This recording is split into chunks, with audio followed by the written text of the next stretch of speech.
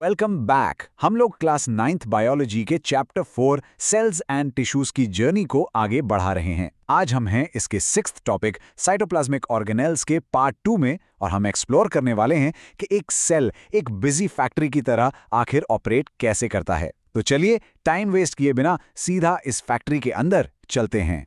जरा सोचिए, एक सेल एक पूरा शहर है। It's a bustling metropolis. तो फिर सवाल यह है, इस शहर की फैक्ट्रीज, इसके हाईवेज, इसका सारा का सारा इंफ्रास्ट्रक्चर, आखिर इसे चलाता कौन है? आज के इस एक्सप्लेनर में हम इन्हीं सवालों के जवाब ढूंढने निकले हैं।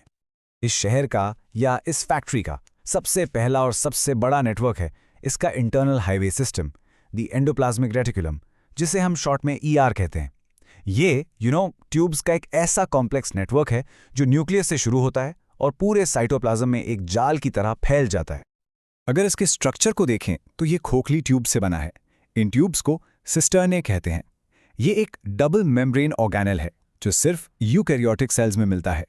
और सबसे अमेजिंग बात, ये न्यूक्लियस की मेम्ब्रेन को सीधा सेल की आउटर मेम्ब्रेन से कनेक्ट करता है। It's a really impressive piece of engineering.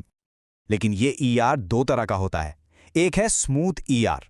इसका नाम ही स्मूथ है क्योंकि इस पर कोई राइबोसोम नहीं होते, इसलिए इसकी सरफेस बिल्कुल प्लेन है। इसका काम है लिपिड्स बनाना, सेल को डिटॉक्सिफाई करना और कैल्शियम को स्टोर करना। और फिर दूसरी तरफ है रफ ईआर। इसकी सरफेस पर छोटे छोटे दाने यानी राइबोसोम्स चिपके होते हैं, जिससे इसे एक रफ लुक मिलता है। और इसीलिए इसका मेन काम है प्रोटीन सिंथेसिस और मेम्ब्रेन प्रोडक्शन। तो आइए, अगर रफ ईआर हमारी असेंबली लाइन है तो फिर इस पर काम करने वाली मशीन्स कौन सी हैं? ये हैं राइबोसोम्स।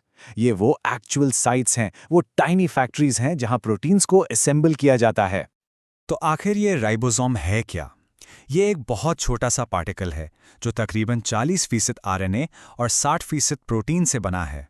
और यहाँ एक क्रूशल पॉइंट ये है कि इसकी कोई मेम्ब्रेन नहीं होती। इसका काम सिंपल है, लेकिन सेल के लिए सबसे इंपॉर्टेंट, अमीनो एसिड्स को जोड़कर प्रोटीन्स की लंबी चेन्स बनाना। अब राइबोसोम्स आपको सेल में दो जगहों पर मिलेंगे। या तो वो साइटोप्लाज्म में आज़ादी से घूम रहे होते हैं, जिनको हम फ्री फ्लोटिंग कहते हैं, या फिर वो रफ ईआर से चिपके हुए होते हैं।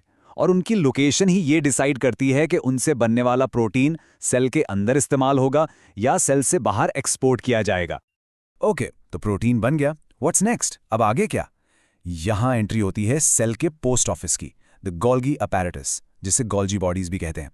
ये वो जगह है जहां ईआर से आने वाले प्रोटीन्स को प्रोसेस, पैकेज और उनकी फाइनल डेस्टिनेशन के लिए शिप किया जाता है। चलिए देखते हैं ये प्रोसेस काम कैसे करता है। Step 1, receive. ईआर से छोटे छोटे ट्रांसपोर्ट बैग्स यानी वेसिकल्स आकर गोल्जी के सिस फेस पर यानी रिसीविंग एंड पर डॉक करते हैं। Step 2, modify. अंदर इन प्रोटीन्स को केमिकली बदला जाता है और उन्हें सॉर्ट किया जाता है। Step 3, package. फिर इन मॉडिफाइड प्रोटीन्स को एहतियात से नए वेसिकल्स में पैक किया जाता है। और फाइनली स्टेप 4, शिप। ये नए वेसिकल्स गोल्जी के ट्रांसफेस से यानी शिपिंग एंड से निकलकर अपनी मंजिल की तरफ चल पड़ते हैं, बिल्कुल एक एफिशिएंट कुरियर सर्विस की तरह। अब बात करते हैं इस फैक्ट्री के लॉजिस्टिक्स और मेंटेनेंस डिपार्टमेंट की।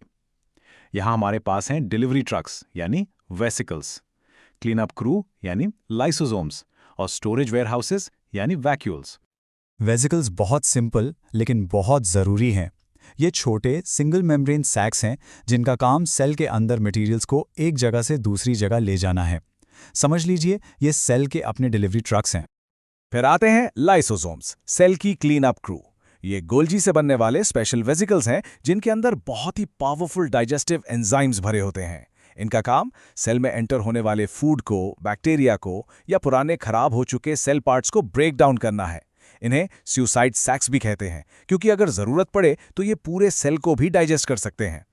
अब देखते हैं वैक्यूल्स को। प्लांट और एनिमल सेल्स में इनका रोल बहुत अलग है। प्लांट सेल्स में एक बहुत बड़ा सेंट्रल वैक्यूल होता है जो पानी, फूड और वेस्ट स्टोर करता है और सेल को उसकी शेप मेंटेन करने में हेल्प करता है।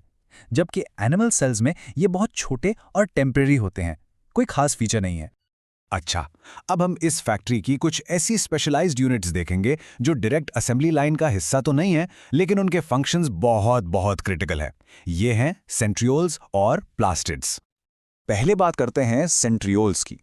आप इन्हें सेल डिवीजन के डायरेक्टर्स कह सकते हैं और ये ऑलमोस्ट एक्सक्लूसिवली एनिमल सेल्स में ही पाए जाते हैं। इनका काम है सेल डिवीजन के पूरे प्रोसेस को ऑर्गेनाइज और डायरेक्ट करना। आप स्क्रीन पर एक नंबर देख रहे हैं, 27। अब आप सोच रहे होंगे ये 27 क्या है?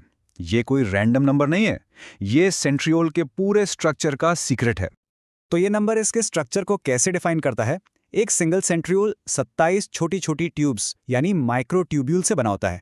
ये माइक्रोट्यूब्यूल्स ट्यूबुलन नाम के प्रोटीन से बनती हैं और इनकी अरेंजमेंट कमाल की है। ये 9 सेट्स में ऑर्गेनाइज्ड है और हर सेट में 3 माइक्रोट्यूब्यूल्स होते हैं।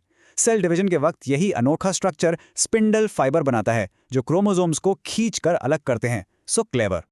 अब आते हैं प्लास्टिड्स पर। ये ऑर्गेनल्स सिर्फ प्लांट सेल्स और एल्गी में मिलते हैं। ये प्लांट्स के लिए 2 बहुत इंपॉर्टेंट काम करते हैं, एनर्जी भी बनाते हैं और रंग भी देते हैं। ये हैं उनके पावर हाउसेज और पिगमेंट फैक्ट्रीज। प्लास्टिड्स की 3 मेन टाइप्स हैं। पहला और सबसे फेमस है क्लोरोप्लास्ट, जिसमें ग्रीन पिगमेंट क्लोरोफिल होता है और ये फोटोसिंथेसिस करता है, यानी सूरज की रोशनी से खाना बनाता है। दूसरा है क्रोमोप्लास्ट, जो फलों और फूलों को उनके खूबसूरत लाल, नारंगी और पीले रंग देता है। और तीसरा है ल्यूकोप्लास्ट, जो कलरलेस होता है और इसका काम फूड को स्टार्च की फॉर्म में स्टोर करना है। क्लोरोप्लास्ट का इंटरनल स्ट्रक्चर भी बहुत फैसिनेटिंग है। इसके अंदर डिस्क लाइक स्ट्रक्चर्स होते हैं जिन्हें थाइलेकॉइड्स कहते हैं। ये थाइलेकॉइड्स एक दूसरे के ऊपर ऐसे स्टैक्ड होते हैं जैसे सिक्कों का ढेर हो। आप इन्हें छोटे छोटे सोलर पैनल समझ सकते हैं जहां फोटोसिंथेसिस का पूरा प्रोसेस किक स्टार्ट होता है। तो जैसा कि हमने देखा, ईआर से लेकर प्लास्टिड्स तक इनमें से कोई भी ऑर्गेनेल अकेले काम नहीं करता। ये सब मिलकर एक हाईली एफिशिएंट और कोऑर्डिनेटेड टीम की तरह फंक्शन करते हैं। ये है एक कामयाब टीम। ये चार्ट हमें सेल की प्रायोरिटीज का एक बेहतरीन स्नैपशॉट देता है कि वो अपने रिसोर्सेज कैसे एलोकेट करता है। आप देख सकते हैं कि मैन्युफैक्चरिंग और स्पेशल ऑपरेशंस पर बहुत ज्यादा फोकस है, जबकि लॉजिस्टिक्स इन दोनों को सपोर्ट करता है। हर चीज परफेक्टली बैलेंस्ड है। तो आखिर में एक सवाल छोड़ जाता हूं, अगर इस पूरे कॉम्प्लिकेटेड सिस्टम में से सिर्फ एक ऑर्गेनेल, इस शहर का सिर्फ एक डिपार्टमेंट काम करना बंद कर दे, तो क्या ये पूरा सेलुलर शहर तबाह हो सकता है? इस पर जरूर सोचिएगा।